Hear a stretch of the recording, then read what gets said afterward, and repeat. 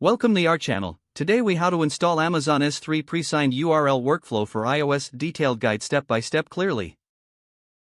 To install the Amazon S3 Presigned URL workflow for iOS, begin by setting up your AWS account.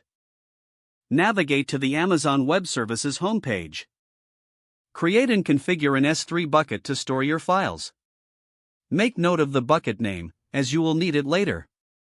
Next, set up IAM permissions for your application. Create a new IAM user with programmatic access.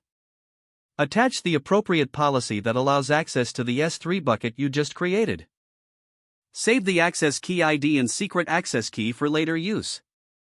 Now, open your Xcode project or create a new iOS application. In the Project Navigator, go to the directory where you want to add your AWS SDK. To install the AWS SDK, use CocoaPods. If you haven't set up CocoaPods, start by installing it using the terminal. Navigate to your project directory in the terminal. Run the command pod init to create a pod file. Open the pod file in a text editor. Add the AWS S3 library by typing pod AWS core and pod AWS S3.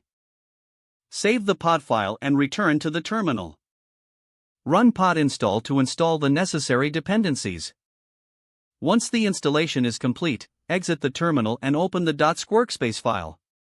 Next, import the AWS SDK in the relevant Swift files.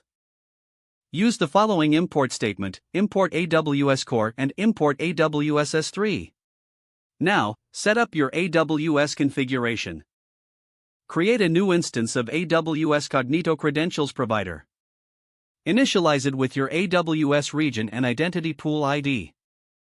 Then, create a configuration object using AWS Service Configuration. Set the default service configuration with AWS Service Manager.default. Default service configuration equals configuration. Next, create a method to generate presigned URLs.